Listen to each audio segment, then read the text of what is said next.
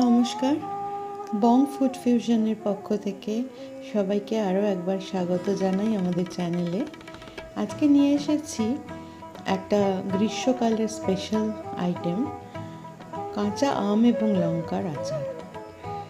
ভীষণ মুখরোচক, উপাদেয় এবং খুব সহজেই বানানো যায়। আসুন দেখে নিই আমরা কিভাবে এই লঙ্কার আচার বানাবো। আচার বানানোর রেসিপিটি দেখানোর আগে একটি কথা, আগেকার দিনে আমাদের মা ঠাকুমারা বিশুদ্ধ কাপড়ে স্নান করে খুব পরিষ্কার পরিচ্ছন্নভাবে আচার তৈরি করতেন।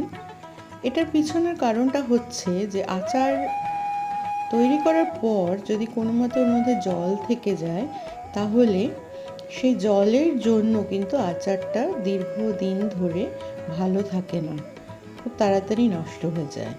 তো এই ব্যাপারটা মনে রাখতে হবে যে যে কোনো ইনগ্রিডিয়েন্ট, যে কোনো উপকরণই কিন্তু ধুয়ে ভালোভাবে শুকিয়ে নিয়ে তবেই আচারে ব্যবহার করতে হবে। আসুন দেখে নিই কাঁচা আম আর লঙ্কার আচারের একটা চটপটা রেসিপি। চলে আসছি মূল পদ্ধতিতে। 1 চা চামচ জিরা, 1 চা চামচ কালো জিরা, হাফ চামচ মেথি, 1 চামচ মৌরি, 2 চামচ কালো সর্ষে। এগুলোকে উনুনে বসিয়ে খুব অল্প করে ড্রাই রোস্ট করতে হবে। একেবারে লালচে বাদামি হয়ে যাওয়া অবধি আমরা অপেক্ষা করব না, ড্রাই রোস্ট করে গুঁড়ো করে রেখে দেব।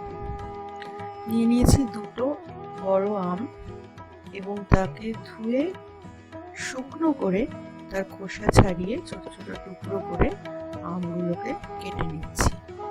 মনে রাখতে হবে যে আমের আচার বা এই ক্ষেত্রে আম এবং লঙ্কার আচার, এটা রাখতে হবে, তৈরি করতে হবে কাঁচের বয়ামে অথবা চিনিমাটির পাত্রে। কোনো ধরনের স্টিল বা কাঁসা এই ধরনের কোনো মেটেরিয়াল ইউজ করা যাবে না, কারণ কেমিক্যাল রিয়াকশন হয়।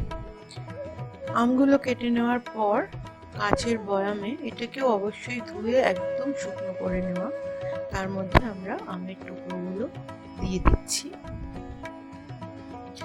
দিচ্ছি বেশ কয়েকখানি গোটা কাঁচা লঙ্কা। যদি শুধু আমের আচার করেন, যদি কাঁচা লঙ্কা না দেন, তাহলে এই সময় একটা শুকনো লঙ্কা দিতে পারেন। পরিমাণ মতো নুন দিয়ে দিচ্ছি এবং সবশেষে এর মধ্যে দিচ্ছি খুব সামান্য একটু হলুদ, শুধু রঙের জন্য।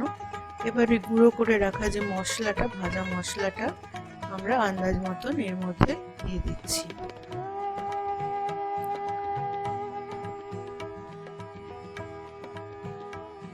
সবটা খুব ভালোভাবে মিশিয়ে নিচ্ছি বয়ামের মধ্যে এবং তারপরে 2 থেকে 2.5 চামচ পরিমাণ সর্ষের তেলের মধ্যে দিয়ে দিচ্ছি। এই তেলটা শুধু যে আচারের কাজে লাগবে তা নয়, তেলটা নানাভাবে আমরা ব্যবহার করতে পারি। মুড়ি মাখায় দিতে পারি, আচারি মুরগে দিতে পারি, অনেক রকম রান্না, আচারি আলু ইত্যাদিতে ব্যবহার করতে পারি। এইভাবে তৈরি করে একটা শুকনো কাপড় দিয়ে, পরিষ্কার শুকনো কাপড় দিয়ে মুখটা বন্ধ করে রোদে দিয়ে শুকিয়ে নিতে হবে অন্তত 1 দিন 10। তৈরি হয়ে যাবে আপনার আচার। ভালো লাগলে আমাদের চ্যানেলটি সাবস্ক্রাইব করে সঙ্গে থাকবেন। কমেন্ট সেকশনে জানাবেন আপনাদের মতামত। পরবর্তী ভিডিওতে আবার দেখা হচ্ছে, ততদিনের জন্য ধন্যবাদ। সঙ্গে থাকবেন। টাটা।